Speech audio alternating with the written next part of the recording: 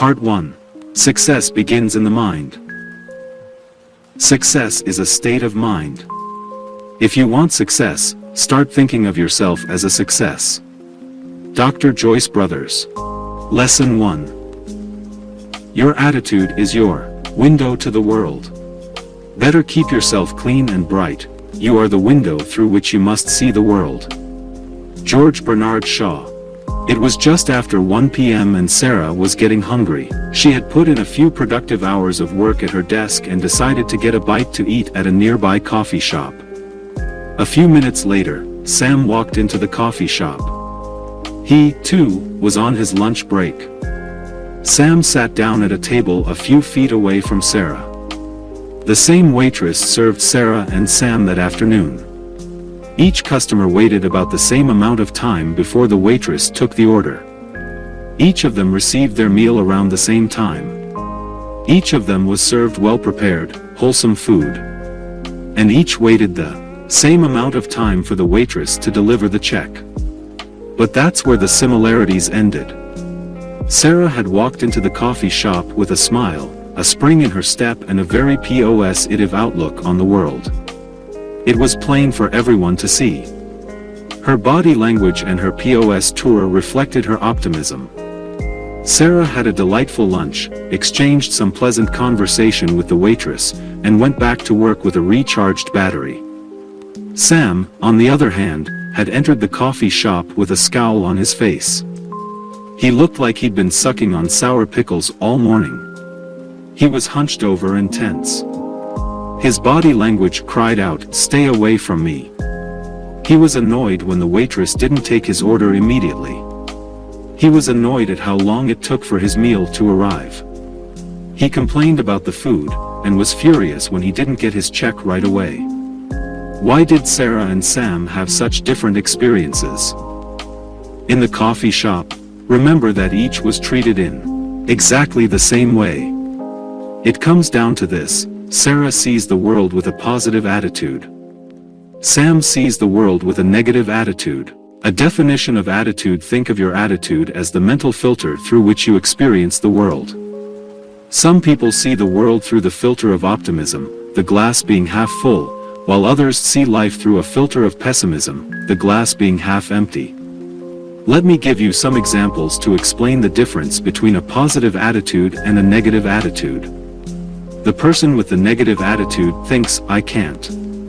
The person with the positive attitude thinks, "I can." The person with the negative attitude dwells on problems. The person with the positive attitude concentrates on solutions. The person with the negative attitude finds fault with others. The person with the positive attitude looks for the good in others.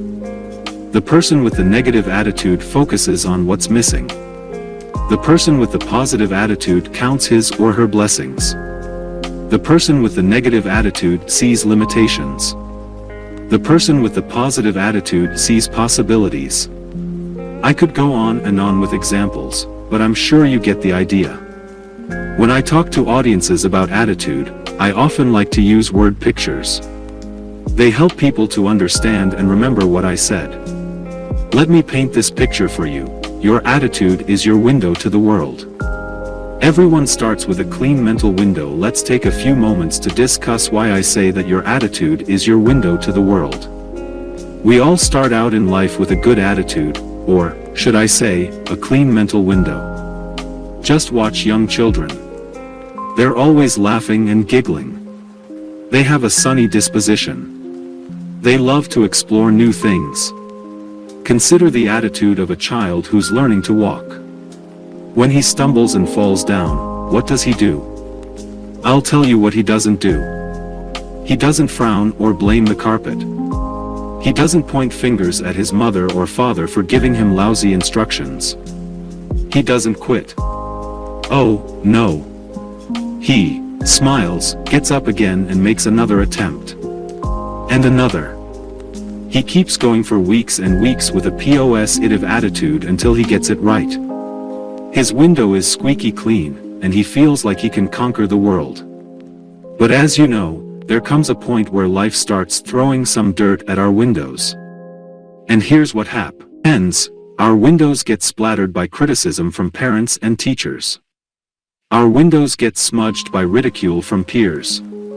Our windows get smeared by rejection. Our windows get soiled by disappointments. Our windows get clouded by doubt. The problem is, the dirt keeps building up, and all too many people do nothing about it. They continue to go through life with a filthy window. They lose their enthusiasm. They get frustrated and depressed. And most tragically, they give up on their dreams, all because they failed to clean their attitude window. That's the road I was traveling down. I had a dirty window when I was an attorney. And the longer I stayed in that field, the filthier my window got. I saw no possibilities. How could I? My window was splattered with the mud of negativity, sheer window. But then, by the grace of God, I learned that all I had to do was clean off my window. I had to improve my attitude so I could see the world clearly again. After I removed the grime from my window, a whole new world opened up for me. The frustration and depression lifted. I had more confidence. For the first time in many years, I could see the magnificent possibilities that life had to offer. And I was able to make a career transition and do work that I absolutely love. When you really think about it, I'm in the business of helping people to clean off their windows, to get a better attitude. See what I mean when I say that attitude is your window to the world? Can you appreciate how your attitude affects the way you see everything in your life? More importantly, are you beginning to see those areas where your window needs to be washed? You control your attitude. It's your job to keep your window clean. Sure, I can give you a little encouragement. And other people can encourage you, too. But in the end, nobody else can do it for you. You see, you always have a choice. You can leave the filth on your window and look at life through a smeared glass. But there are consequences to that approach, and they're not very pretty. You'll go through life negative and frustrated. You'll be unhappy. You'll achieve only a fraction of what you're capable of achieving. There's a better way. When you choose to take out your squeegee and clean your window, life will be brighter and sunnier. You'll be healthier and happier. You'll set some ambitious goals, and begin to achieve them. Your dreams will come alive again. Still doubting whether you really have the power to change your attitude? Perhaps you're thinking, Jeff, that's easy for you to say. Your attitude wouldn't be so good if you had my problems. Granted, some really devastating things may have happened. Pen to you. You may have endured much suffering.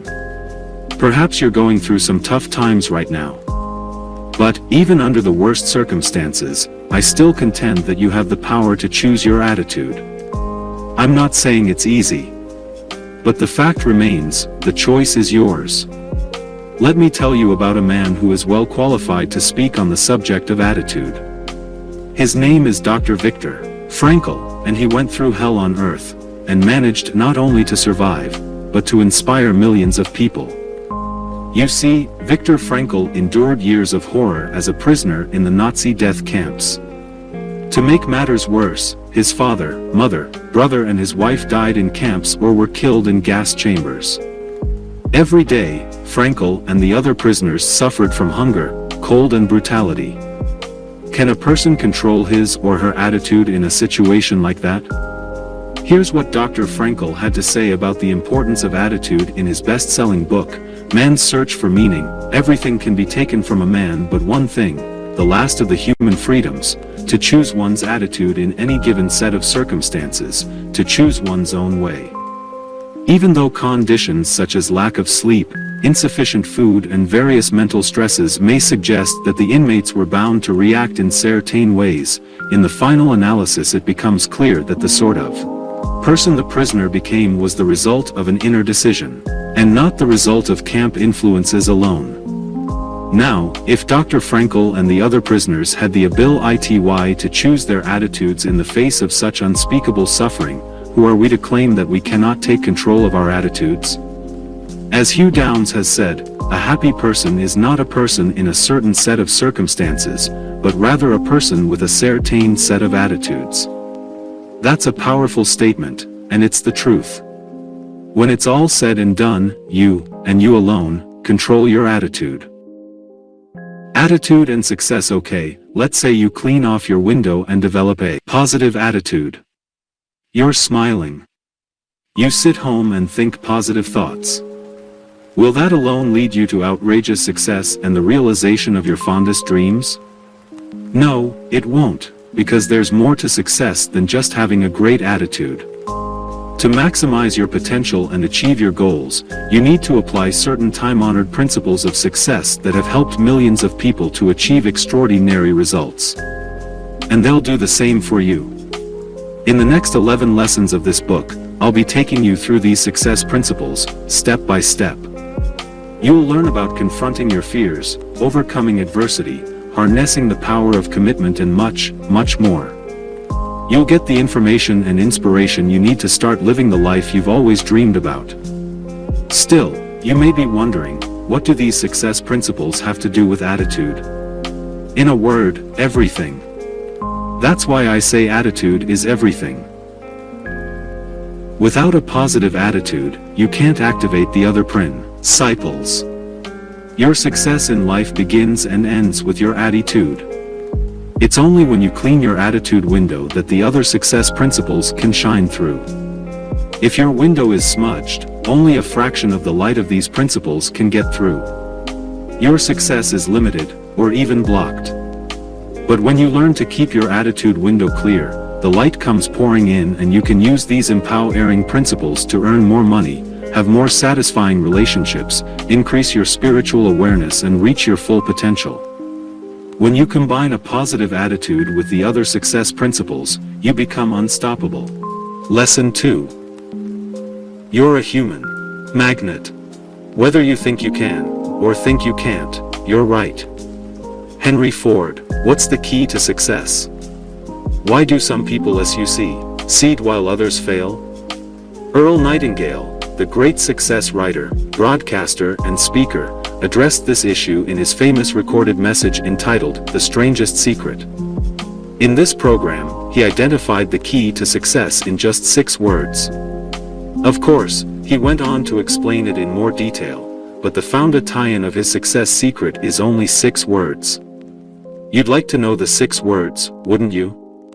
Well, before I tell you the key to success, you might be surprised to learn that the same 6 words are also the key to failure. Are you ready for the key to success? Here it is. We become what we think about. On a gut level, does that make sense to you?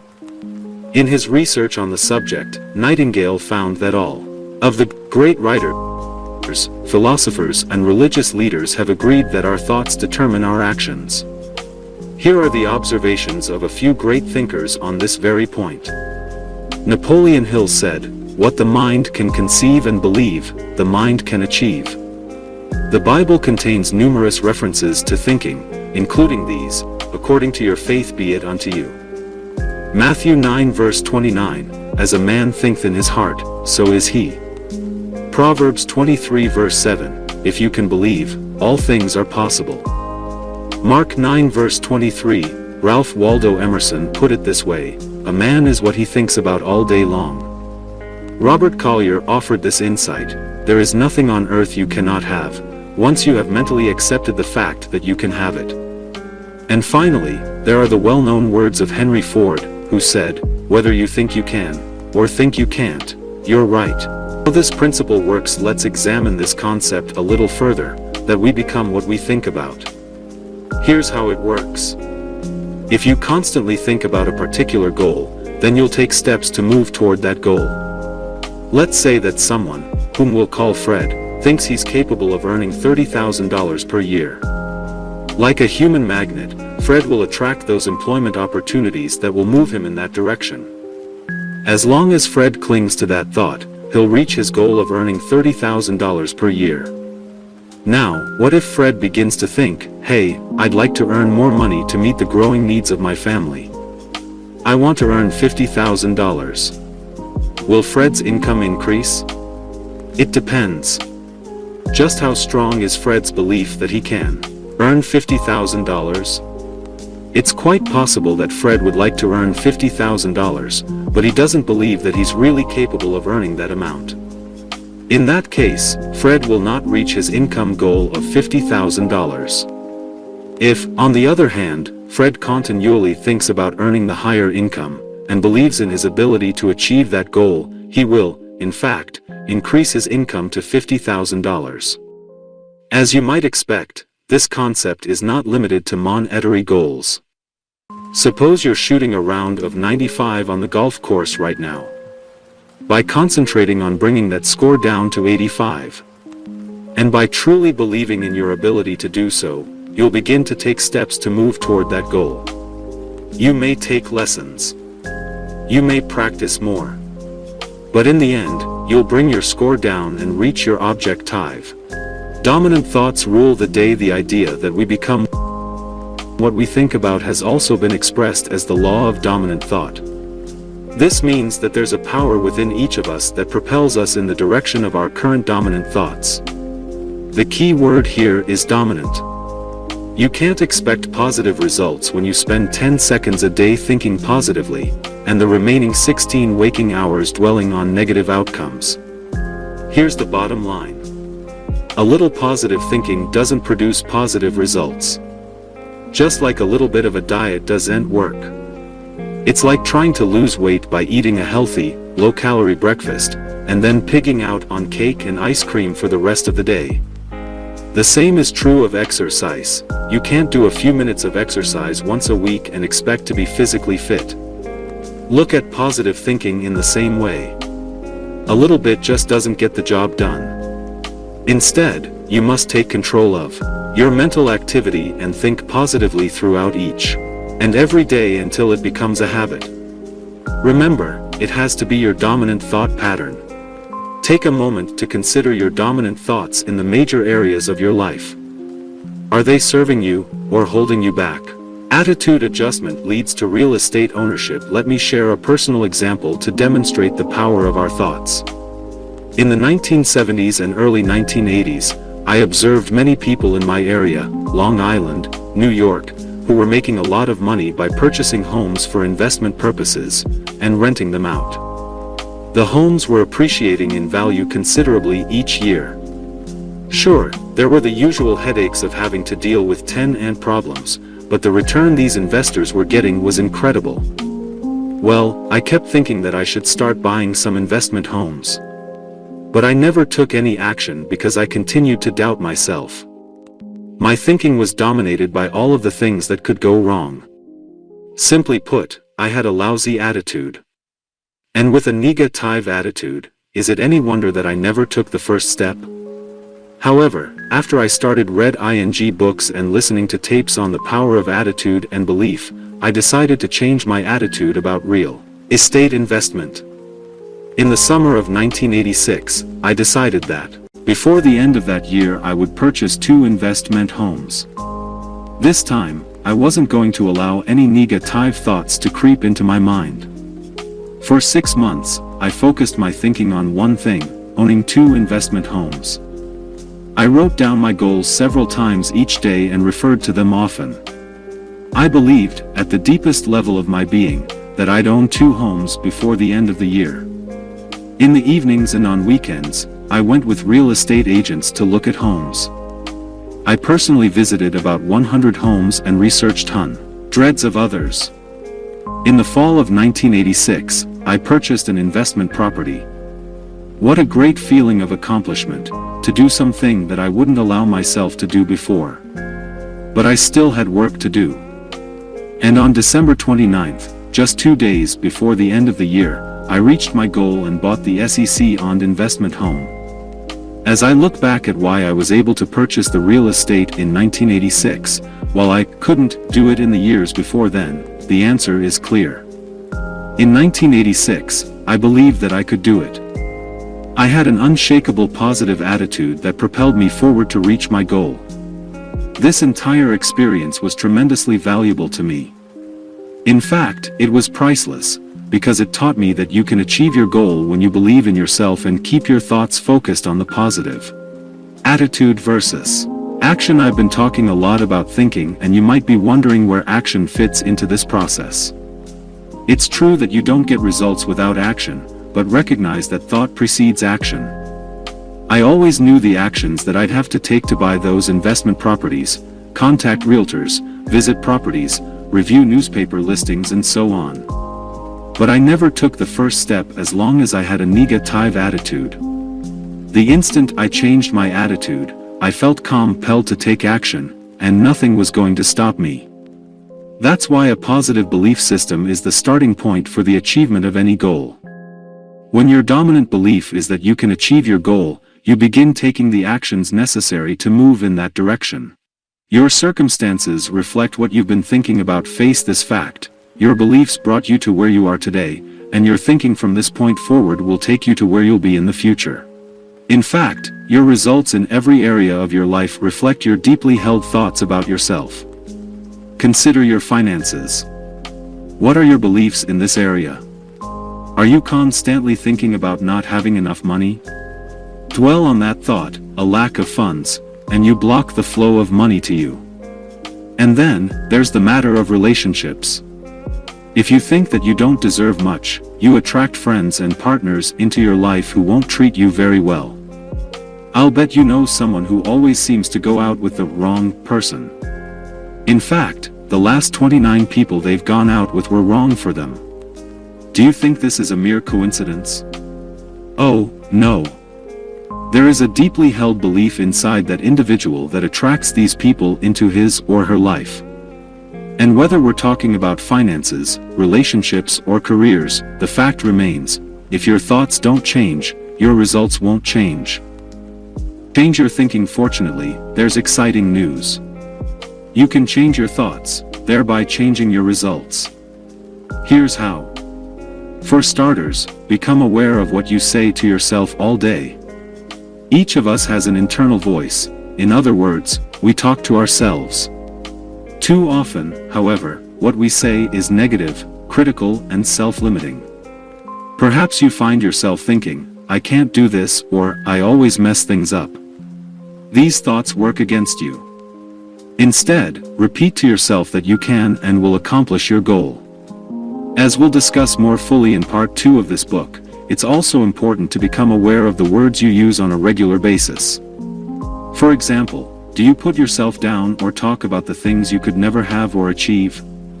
Your mind hears every word you speak, and, like a magnet, you'll ultimately attract the events and circumstances that correspond to your dominant beliefs. So, make sure to use positive words about yourself and your goals. Repetition is the key. Here are 2 more action steps to help you become more positive and get the results you want. Step 1. Every day, read some positive, uplifting literature. Find 15 to 30 minutes in the morning to do this, and it's also a good idea to do some reading right before bed. There are literally thousands of motivational books and articles to choose from. Read whatever speaks to you. It could be the Bible or other spiritual material, or perhaps inspiring biographies. You'll find a wide selection of success books in the psychology and self-improvement section of any bookstore or library, so check them out. Step 2. Every day, listen to motivational cassette tapes. You can listen to audio tapes in your car while commuting, at home, or during your exercise routine. The key is repetition. When you hear these messages over and over, they become part of you, and you begin to implement them to improve your life. The tapes will get you thinking about your attitude and other success principles on a daily basis. Of course, cassette tapes are not a substitute for action. It's up to you to put these ideas to work. So, if you read something positive and listen to motivational cassette tapes every day, it will make a phenomenal difference in your life. I can tell you from personal experience that these techniques work if you have the discipline to stick with them. The lesson I've learned is this: change your thinking and you change your life. You will become what you think about. Don't count on overnight success. Before concluding, I'd like to clarify a few things about positive thinking and the power of our thoughts. First of all, positive thinking doesn't mean that you'll achieve your goals overnight. It's not as if you start thinking about more money and the next morning you wake up and find a stack of dollar bills at your bedside. Not by a long shot. Success requires effort, commitment, and patience. And secondly, positive thinking doesn't mean you won't have any more problems. Believe me, you'll have plenty of setbacks along the way. However, if you continue to believe in yourself, take action and persist, you'll overcome those obstacles. Remember, you are constantly moving in the direction of your dominant thoughts. Everything you achieve in your lifetime flows from your thoughts and beliefs. Negative thinking yields negative results, and positive thinking produces positive results. Keep your attitude window clean and bright so that the positive thoughts can come shining through. It simply makes no sense to think negative thoughts unless you want to get negative results. And I know you don't want that to happen. So, from this point forward, choose your thoughts wisely and use this powerful principle to get fantastic results in your life. Lesson 3. Picture your way to success. You must first clearly see a thing in your mind before you can do it. Alex Morrison. In a recent television interview, singer Celine Dion was asked if she ever dreamed at the start of her career that someday she'd sell millions of records and be on tour, singing in front of tens of thousands of people each week. The singer replied that none of this surprised her, as she had pictured the whole thing since she was 5 years old. She was not bragging, and has worked unbelievably hard to earn every bit of her success. What she learned at an early age was her ability to tap into the power of holding a vivid, powerful image, to picture the star she wanted to become. World-class athletes also incorporate the power of imagery to reinforce in their mind exactly how they want to perform. Whether it's a figure skater completing a difficult jump, a tennis pro acing his opponent with a perfect serve, or a golfer driving the ball long and straight down the fairway, many top competitors mentally envision a successful outcome before actually achieving it in the real world. Visualization, however, is not something reserved solely for singers, athletes, or movie stars. In fact, it's something you've used since childhood to create the circumstances of your own life. Let me clarify what I mean. Visualization is often described as movies of the mind, inner pictures, or images. We all store pictures in our minds about the type of relationships we deserve, the degree of success we'll attain at work, the extent of our leadership ability, the amount of money we'll earn and accumulate, and so on. Mental movies from childhood. Where do these pictures come from? Well, we begin to develop our mental movies early in life. If we were criticized or felt unworthy as youngsters, we record the events, and the feelings associated with those events, as images in our minds. Because we frequently dwell on these pictures, both consciously and subconsciously, we tend to create life situations that correspond to the original image. For example, you may still hold a vibrant image of being criticized by a teacher in elementary school. You felt humiliated in front of the whole class. Later on, when you were tempted to offer your opinion in school or in a group of people, you held back and kept quiet, all the while remembering, even if only on a subconscious level, how painful it was when you were criticized. The picture remains in your mind and exerts tremendous influence over your present actions. Unfortunately, many of us have not updated or revised our childhood movies, so we're continually producing results that fall short of our full potential. What follows are some techniques for using the power of visualization to improve virtually every aspect of your life. Responsibility for your own movies. Not all mental pictures can be traced to your childhood. You're constantly generating mental movies based on your relationships, career experiences, and other events. No matter what the source of your mental images, there's one point that I want to drive home: you, and only you, are in control of your own movies. Let's try a short experiment. Think about an ice cream cone filled with your favorite flavor of ice cream. Does that create a picture or image for you? I'll bet it does. Okay, now think about an elephant. Can you see it? Change the color of the elephant to pink. In a fraction of a second, you formed an image of the pink elephant. Can you bring back the picture of the ice cream cone? Of course you can. Can you see what I mean? You have control over the pictures that occupy your mind. However, when you don't consciously decide which pictures to play, your mind will look into the archives and keep replaying old movies on file in your mental library. Change the meaning of the old movie. It doesn't serve you to deny what happened in a past experience, no matter how painful or disappointing. You can't, for instance, change the fact that you were criticized by the teacher. You can, however, alter your interpretation of the event. That is, at the time you were originally criticized, the meaning you might have assigned to the experience was, "I'm not good enough," or "my opinions are worthless." While this was the interpretation of a child, you may have inadvertently carried it into your adult life. Today, though, you can consciously choose to view the situation differently. For example, the teacher may have disagreed with you, but it wasn't a statement about your intelligence or your overall worth as a person. Create new pictures. We can create new mental movies whenever we choose to do so. And when we develop and concentrate on new images that evoke powerful feelings and sensations, we'll act in ways that support those new pictures. So, the first step is to create an image of your desired outcome. You are limited only by your imagination. As you know, most people are terrified about public speaking. In survey after survey, it is listed as the #1 fear that people have, ranked ahead of the fear of death. So, when most people are asked to even consider making a speech, what kinds of pictures do they run through their minds? They see themselves standing nervously in front of the audience. Perhaps they're having trouble remembering what they want to say. Run these images over and over on your mental screen and you can be sure that you won't have much success as a speaker. Instead, form a picture in your mind in which you're confidently giving your presentation. The audience bears are listening to your every word. You look sharp. Your delivery is smooth. You tell a funny story and the audience is laughing.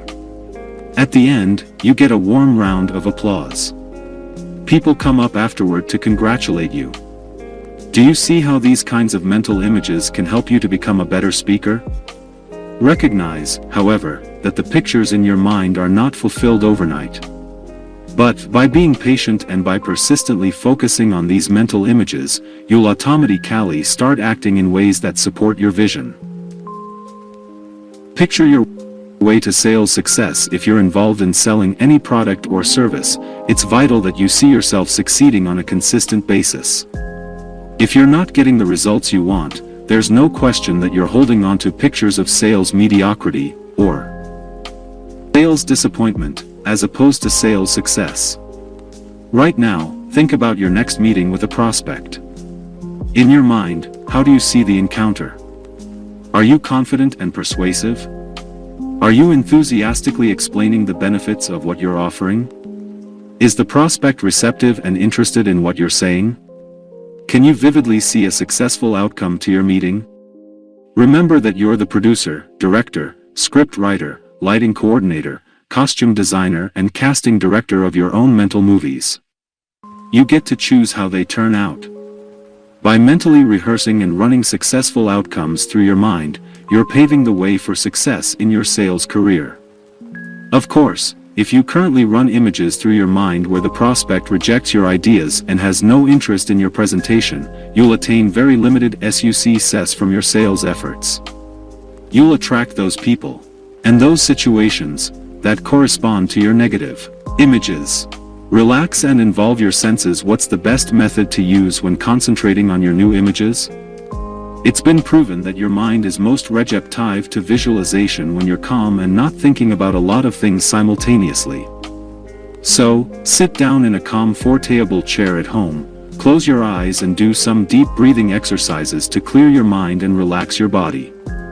Now, develop images that involve as many senses as you can. The more sights, sounds, smells, tastes and touches you put in your pictures, the more powerful the pull for you to make your vision a reality.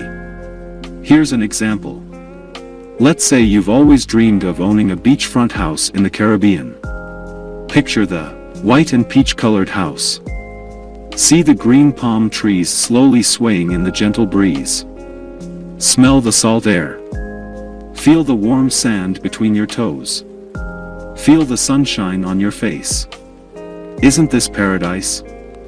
And all this can be yours if you hold on to this image and do what it takes to achieve it.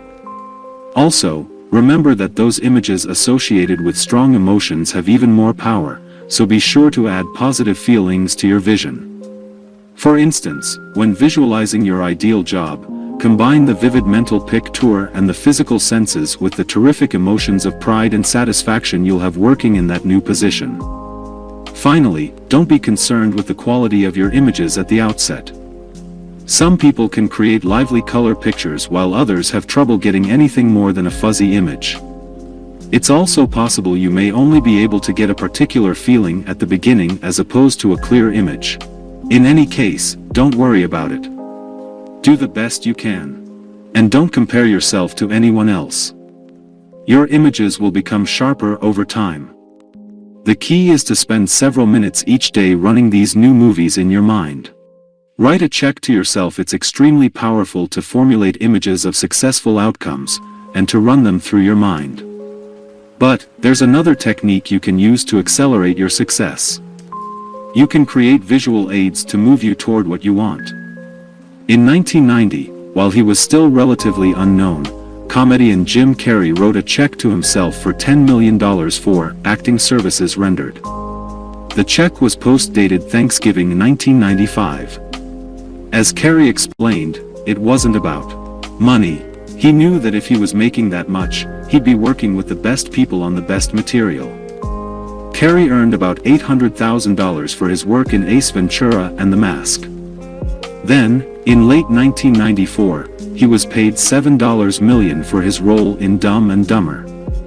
In 1995, he earned many more millions and is now getting $20 million per movie. Jim Carrey's post-dated check exercise is a great example of the power of the subconscious mind to actualize a goal that is held with deep conviction and feeling. Thinking about your goal and forming images in your mind will go a long way to creating the success you desire. However, when you also use a tangible representation of your goal, such as a check, your chances of success are even greater. Now, I'm not sharing this example simply because it's an interesting story about Jim Carrey. This same technique can work for you, too. Why not tear out one of your checks right now and post-date it 3 or 5 years from now with the amount that you want to earn for services rendered? Make sure to look at that check at least once a day, and believe that you're moving toward that goal. Getting the job you want. You can use visual reminders to your advantage in a lot of ways. It's not limited to checks. Here's an example involving a friend of mine, who we'll call Robert Jones. Robert received his party's nomination for a judgeship, and he'll be on the ballot in an upcoming election. While Robert stands an excellent chance of winning this election, and realizing his dream of becoming a judge, he's still a little nervous, and doubts creep into his mind now and again. I suggested to Robert that he make a handwritten sign that reads Judge Robert Jones, and that he put that sign where he'll see it every day, for example, on his nightstand and on the bathroom mirror. I also recommended that he write these words on a card he can carry in his wallet. By looking at those words throughout the day, Robert is conditioning his mind to view himself as a judge. He's going to start thinking about wearing the black robes. He'll see everyone rise as he enters the courtroom. As these images become stronger and stronger, Robert will take those actions that will bring this picture into reality. He'll campaign more. He'll make sure his party is doing everything possible to get the voters out on election day. While Robert could have formed strong mental images, without the use of the sign, it has so much more power with the visual aid. The sign is a reminder to Robert to think about being a judge, and to run successful images through his mind. Of course, there are no guarantees that this will work for Robert, or that it will always work for you. But, once you try this for yourself, I think you'll find that it's an incredibly powerful aid to help you get what you want. So, is there a position that you want to achieve? Sales manager, supervisor, attorney, owner of your own business? Whatever it is, create a visual aid and your mind will get to work to bring that picture into your life. It works both ways. Be very careful when using visual reminders. Some people use negative aids, and with very serious consequences. Bumper stickers offer a prime example. While riding in my car a few years ago, I noticed a bumper sticker on the car in front of me. The bumper sticker read, I-O, so off to work I go. In the last few years, I've seen this same bumper sticker over and over. It's obviously quite popular. Just a silly little rhyme, right?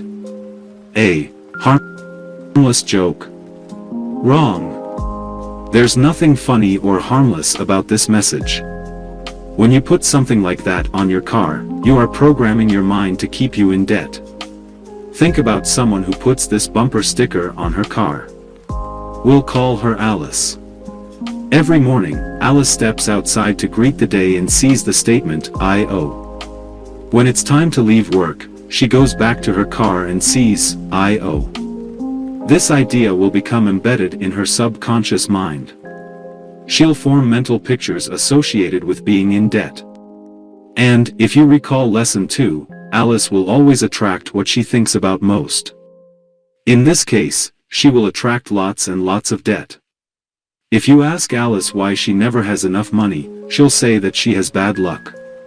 The truth is, Alice is careless about what goes into her mind. The harmless little bumper sticker of today becomes your reality tomorrow. Alice is a perfect example of someone throwing more mud on an already dirty attitude window. If attitude is everything, then Alice's predominant attitude is, I'm a debtor. With an attitude like that, what do you think her future will bring? Prosperity, or more debt? We both know the answer to that question. Lights. Camera. Action. Well, there you have it, some suggestions for creating and benefiting from your own mental movies. Remember, if you don't take control and develop your own movies, you'll continue to replay the old ones. If the old movies are serving you, that's great. But if they're holding you back in any way, get started today and use the incredible power of your mind to picture your way to greater success. Lesson 4. Make a commitment, and you'll move mountains. What this power is I cannot say. All I know is that it exists and it becomes available only when a man is in that state of mind in which he knows exactly what he wants and is fully determined not to quit until he finds it. Alexander Graham Bell. I used to think I knew what commitment and persistence meant. Trying hard. Making a lot of attempts. However, I didn't grasp the true meaning of these concepts until I read a small paperback book entitled The Ultimate Secret to Getting Absolutely Everything You Want, by Mike Hernacki. Commitment is the essence of the ultimate secret. According to the author, the key to getting what you want is the willingness to do whatever it takes to accomplish your objective. Now, before your mind jumps to conclusions, let me add that in saying, whatever it takes, I exclude all actions which are illegal, unethical, or which harm other people. So, exactly what do I mean by this willingness? It's a mental attitude that says, if it takes 5 steps to reach my goal, I'll take those 5 steps. If it takes 55 steps to reach my goal, I'll take those 55 steps. If it takes 155 steps to reach my goal, I'll take those 155 steps. Of course, at the outset, you usually won't know exactly how many steps will be required to reach your goal. This doesn't matter. To succeed, all that's necessary is that you make a commitment to do whatever it takes, regardless of the number of steps involved. Where does persistence fit in? Persistent action follows commitment. That is, you first must be committed to something before you'll persist to achieve it. Once you've made a commitment to achieve your goal, then you'll follow through with relentless determination and action until you attain the desired result. The magic of commitment, and you make a commitment and are willing to do whatever it takes, you begin to attract the people and circumstances necessary to accomplish your goal. For instance, once you devote yourself to becoming, say, a best-selling author, you might suddenly bump into a literary agent or discover a television program offering advice on this very topic. It's not as if these resources never existed before. It's just that your mind never focused on finding them. Once you commit yourself to something, you create a mental picture of what it would be like to achieve it. Then, your mind immediately goes to work, like a magnet, attracting events and circumstances that will help bring your picture into reality. It's important to realize, however, that this is not an overnight process. You must be active and seize the opportunities as they appear. The magic which flows from commitment has never been more eloquently or more accurately described than in the following words by W. H. Murray. Until one is committed, there is hesitancy, the chance to draw back, always ineffectiveness. Concerning all acts of initiative and creation, there is one elementary truth, the ignorance of which kills countless ideas and splendid plans, that the moment one definitely commits oneself, then providence moves, too. All sorts of things occur to help one that would otherwise never have occurred.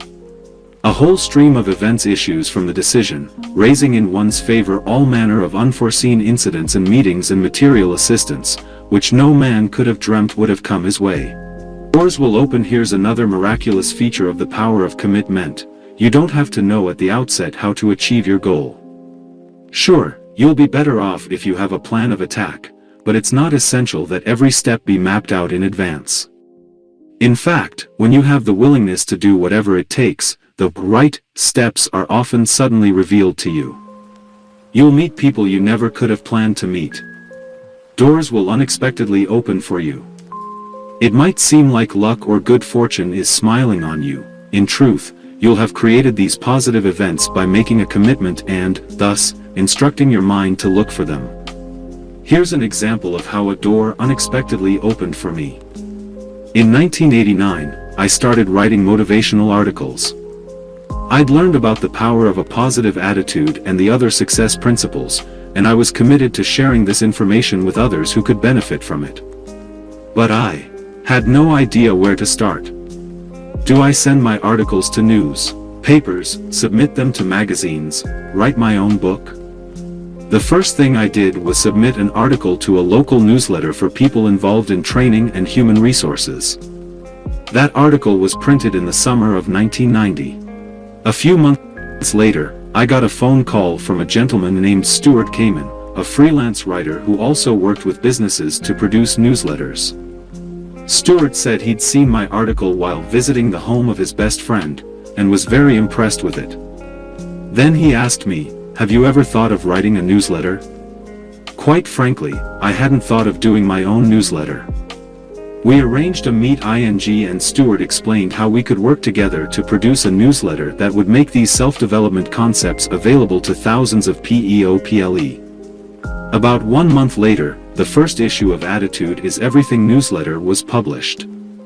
And we've been going strong for more than 9 years, and have reached hundreds of thousands of people with this life-changing information. How did it all happen? I was committed to sharing these principles with others. I had a positive attitude. I started writing. And then, Stuart Kamen, a complete stranger, entered my life, someone who knew just how to turn my dream into reality.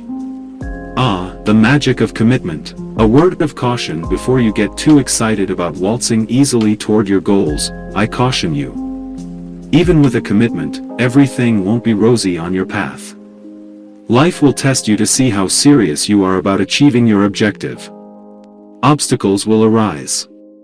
You'll make mistakes and suffer disappointments and setbacks, some of which may be quite severe and even tempt you to abandon your goal. That's when it becomes important to follow the sage wisdom of Winston Churchill, who said, "Never, never, never give up." Or the advice provided by James J. Corbett, "You become a champion by fighting one more round." When things are tough, you fight one more round. If you've made a commitment to accomplish a goal, you can overcome temporary defeats, and you will triumph. Commitment pays off. For aspiring novelist a few years ago, American Way magazine carried a fascinating interview with best-selling novelist David Baldacci. Baldacci is the author of the immensely successful novels Absolute Power, Total Control and The Winner. Millions of copies of his books have been sold. Let me assure you, however, that Baldacci was no overnight success. His accomplishments and financial achievements were the result of his total commitment to developing his talents as a writer. Like me, Baldacci started out as a lawyer. He started law school in 1983 and didn't give any thought to becoming a best-selling novelist. He simply enjoyed writing. Yet, at the outset, Baldacci knew that he didn't have the necessary writing skills. So he made a commitment, as he put it, to learn the craft of writing. For the first 5 years, he didn't finish any of his projects. Every day, he just worked on characters, plot development and other writing basics. At the time, he was a practicing lawyer, and he and his wife had 2 young children. When did he find the time to do this writing? Baldacci worked on his writing every night from 10 p.m. until 2 a.m. Now, that's a commitment to do whatever it takes. He pointed out, however, that he had fun writing. It wasn't a chore. By the way, I'm not suggesting that you stay up all night to pursue your goals. That 10 p.m. to 2 a.m. shift certainly wouldn't work for me, and it may not work for you either. After 10 years of writing, Baldacci had completed some short stories and a few screenplays. His total sales, 0. All that he had to show for his efforts were a lot of reject tie-ins from editors. In 1996, all of Baldacci's efforts paid off, big time. He received millions of dollars for the literary and movie rights to his blockbuster thriller Absolute Power. The star of the movie was Clint Eastwood. Such is the power of a person who is committed. He refused to quit. I've learned a lot about the magic of commitment from my good friend, Jerry Gladstone. In 1986, Jerry started his own company, American Royal Arts, selling a variety of collectibles. 1 year later, he decided to concentrate on cel-ing animation art. He secured licenses with Warner Brothers, Hanna-Barbera and other, smaller studios. But he realized that to really grow his business, he needed to sell Disney art. For 3 years, he wrote letters and called Disney headquarters requesting permission to sell Disney art. Each time, he got the same answer from Disney, no. That didn't stop Jerry. He kept contacting Disney executives. One executive finally had just about all she could take of Jerry. So she told him, in a voice and tone reminiscent of Maleficent from Sleeping Beauty, the evil queen from Snow White and Cruella Devil from 101 Dalmatians all rolled into one, you'll never get a Disney license. Time to give up, right? Not Jerry. Through all these rejections, he kept a great attitude. He called more executives at Disney. And then one gentleman at Disney, hoping to get rid of Jerry once and for all, said, well, the only 2 places we would consider allowing a gallery offering Disney artwork to open would be either Minnesota or Massachusetts. Jerry's business was in New York, and he had no desire to open a gallery in a remote location. Guess what Jerry did? He flew to Boston the very next day. And by the end of the day, he had signed a lease for a place on Newbury Street in Boston. He called the Disney executive to report that he had the Massachusetts location.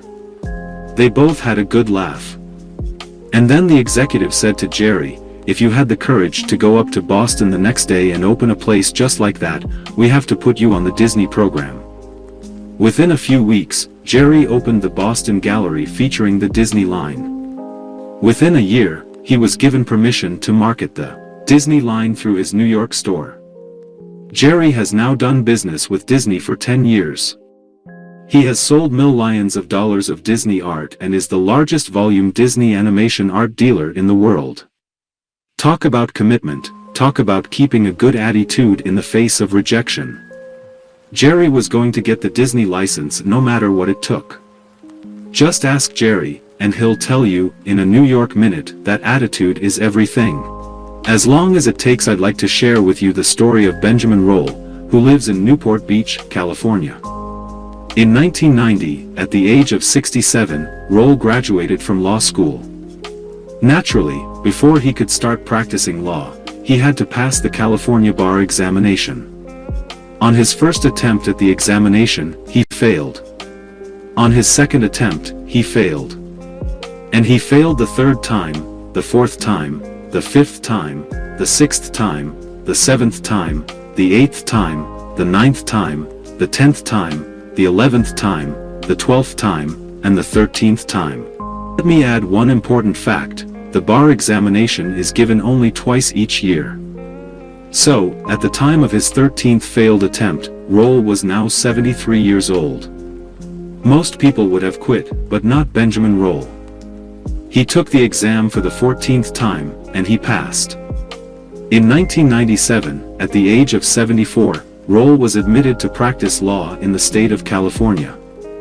Now, here's a guy who's committed and willing to do whatever it takes. As Roll explained, I was going to pass that cotton-pickin' exam if I lived long enough. And I did. Does this story tell you anything about the importance of attitude? Most people wouldn't even consider starting law school in their 60s.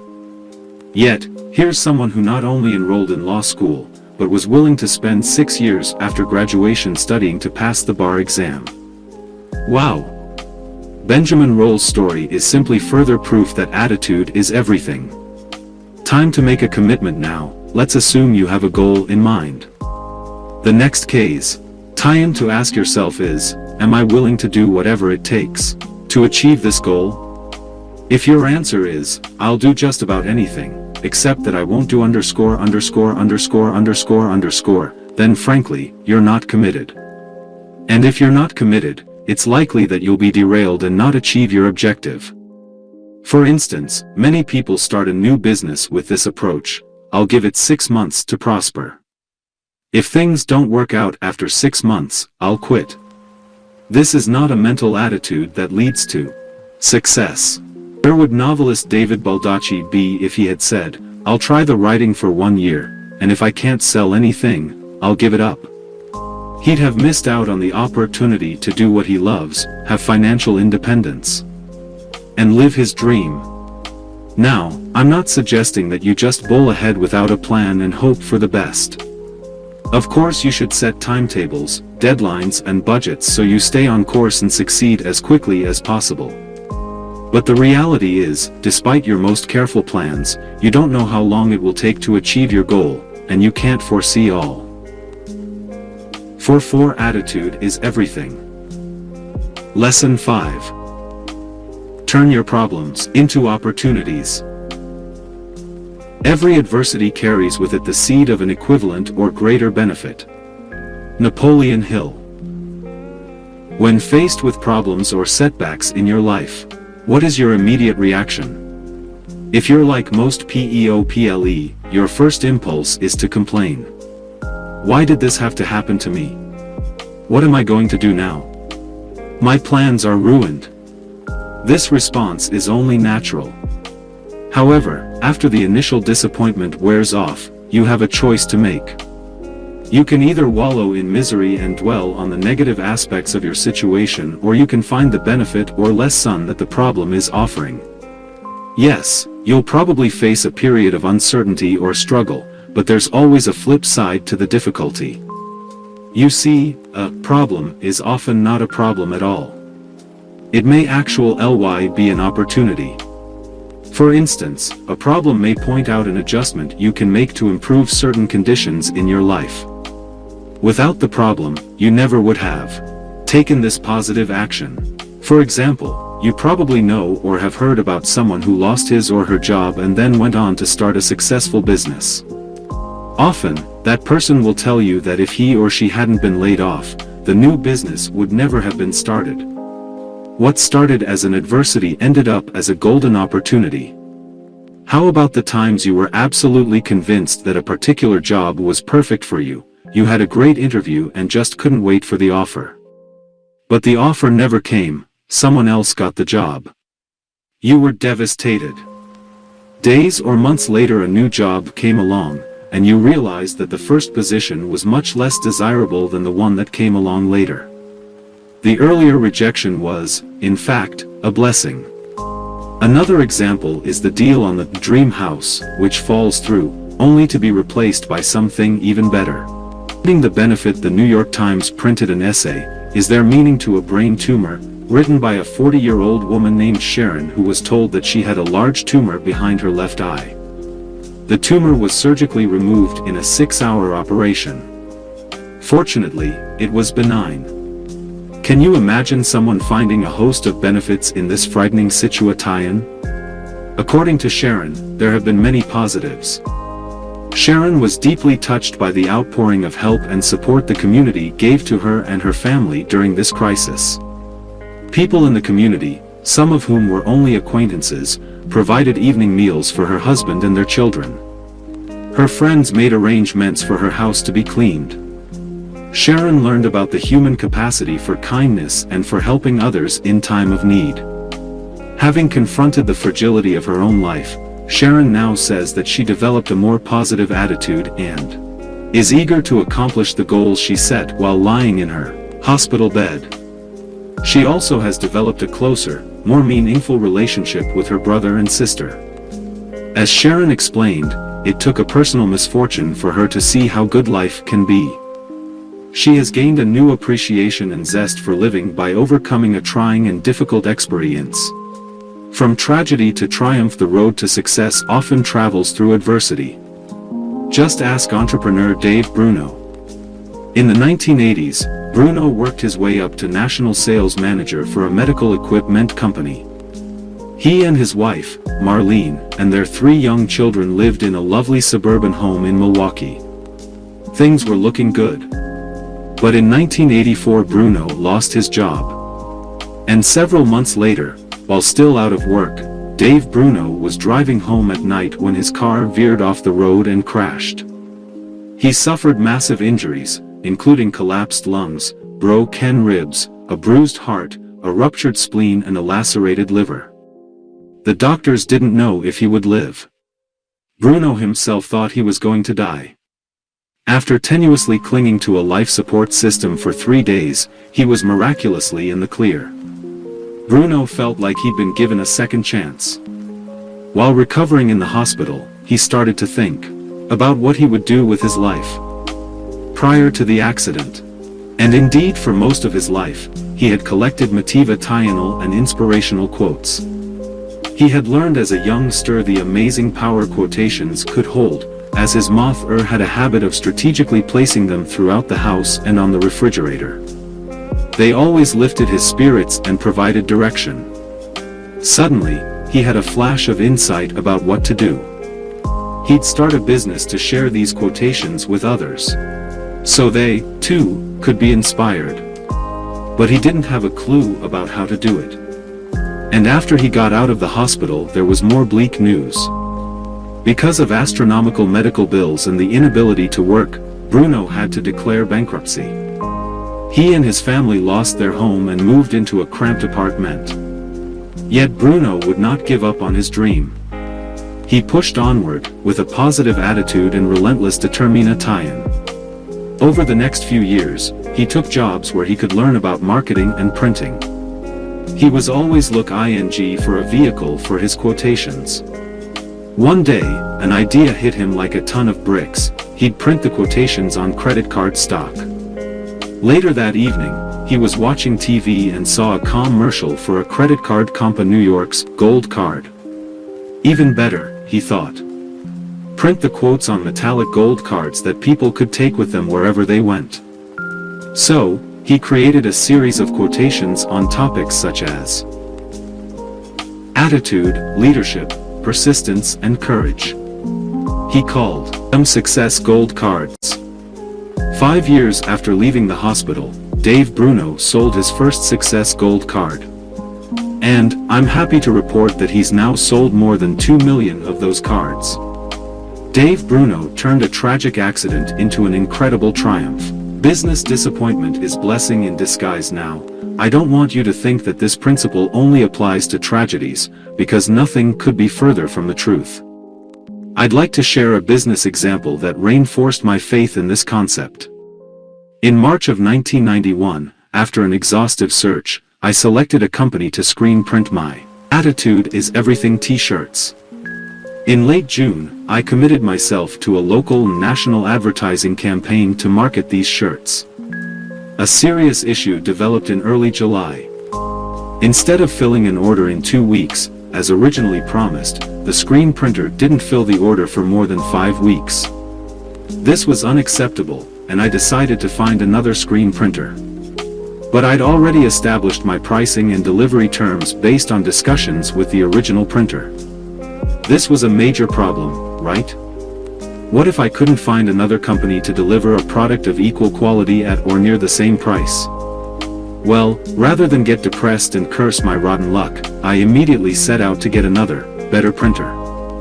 Within 1 week, I found the printer I was looking for. Now, instead of having an order filled in 2 to 5 weeks, it is filled in 2 to 4 days. 8 years later, I'm still working with this vendor. Losing the first screen printer was the best thing that could have happened. Of course, I didn't know it at the time, but I kept believing that I could make this seemingly bad situation turn out to my advantage. And I did. Experiences like this have taught me that when one door shuts, there is always a better one waiting to be opened. Career change emerges from frustration. My own career transition is another example of how benefits come from problems and difficulties. I was never interested in self-development materials until I had years of unhappiness after graduating from law school. I only found these principles after I'd reached a low point in my life. I now realize that all the miseries I endured were really, I can see, quite clearly, how the events of my life set me up for what was to come. I had to go through the tough times and the unhappiness, and to break through that low mood so I would understand the power of a positive attitude. So, when someone tells me they're discouraged, or it's obvious they have a negative attitude, I know what that feels like. I've been there. By going through some challenging times, I learned things that are invaluable to me, and I can relate much better to those who hear my presentations and read my writings. And the reality is, if I hadn't grown more and more dissatisfied with my work as an attorney, I never would have been open to switching careers. If I had rated my job as a C or C-, would have kept practicing law. I would have settled for living a C life. It's only because I was a D- and heading for an F that I was motivated to make a change. When someone asks me why I changed careers, I reply, without hesitation, lots of pain, physically, emotionally and spiritually. And it's that pain, too intense to ignore, that forced me to make a decision and move in another direction. Life is now an A, and things are only getting better. Now, let's look at your life. Can you think of any situations where a seemingly negative experience turned into something positive?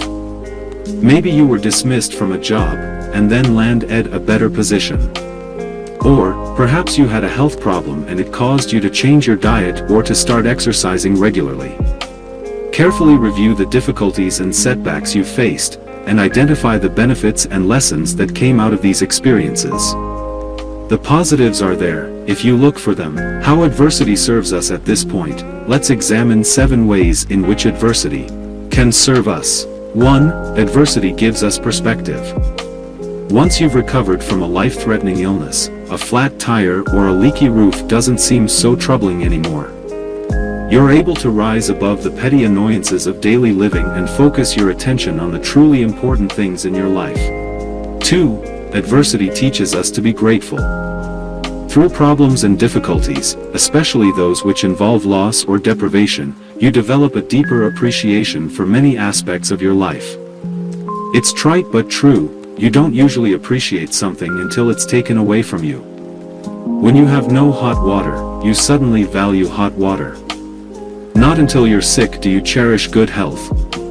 The wise person continues to dwell on blessings, even after the period of loss or deprivation has passed. Remember, we're always moving in the direction of our dominant thoughts, therefore, concentrating on what you have to be grateful for brings even more good things into your life. 3. Adversity brings out our hidden potential. After survive a difficult ordeal or overcoming an obstacle, you emerge emotionally stronger. Life has tested you and you were equal to the task. Then, when the next hurdle appears, you're better equipped to handle it. Problems and challenges bring out the best within us. We discover abilities we never knew we possessed. Many of us would never have discovered these talents if life hadn't made us travel over some bumpy ground. Adversity reveals to you your own strengths and capacities, and beckons you to develop up those qualities even further. 4. Adversity encourages us to make changes and take action. Most people cling to old, familiar patterns regardless of how boring or painful their lives have become. It often takes a crisis or a series of difficulties to motivate them to make adjustments. Problems are often life's way of letting you know that you're off course and need to take corrective action. 5. Adversity teaches us valuable lessons. Take the example of a failed business venture. The entrepreneur may learn something that enables him or her to succeed spectacularly on the next venture. 6. Adversity opens a new door. A relationship terminates and you go on to a more satisfying relationship. You lose your job and find a better one. In these instances, the problem is not a problem at all, but rather an opportunity in disguise. One door in your life has been shut, but there is a better one waiting to be opened. 7. Adversity builds confidence and self-esteem.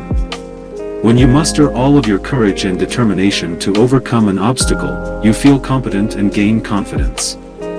You have a greater feeling of self-worth and you carry these positive feelings into subsequent activities. Look for the positive. Sure, you'll have your share of problems and adversities in life. I'm not suggesting that when tragedy strikes you deny your emotions or refuse to face reality. What I am saying is don't immediately judge your situation as a tragedy and dwell on how bad off you are. Sometimes you won't be able to instantly spot the benefit that will come from being in your situation, but it does exist. You always have a choice. You can view your problems as negative and become gloomy and depressed about them. Let me assure you this approach will only make things worse. Or, you can see every seemingly negative experience in your life as an opportunity, as something you can learn from, as something you can grow from. Believe it or not, your problems are there to serve you, not to destroy you. So, the next time you suffer a problem or setback in your life, don't get discouraged or give up. Don't let problems cloud your attitude window forever. Clear off that cloudy window. You may find, after the dust settles, that you can actually see better than you did before. Just remember the words of Napoleon Hill, every adversity carries with it the seed of an equivalent or greater benefit. Continually ask yourself what you've learned from your trying experience and focus on moving forward and grow as a person. In times of crisis, always strive to maintain an optimistic attitude and an open mind, for this is the environment that will allow you to find the benefit in your difficulty. Attitude, it really makes the difference in how we feel, how we look and how we perform in every area of our lives.